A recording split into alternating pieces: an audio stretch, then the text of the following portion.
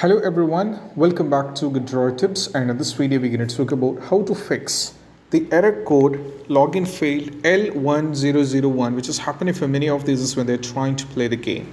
So we're going to talk about how to fix this error. So whenever you're trying to play the game and if you get this error, it is the reason why we're getting this error because of the anti-cheat. So that is why we're getting the error. So how we can fix this? There are two steps. The first one, if you're already in the game, what you need to do is you just need to press on the escape, and what you need to do is you just need to exit the game. That is what you have to do as the first. So let me exit the game first once again. Let me confirm this.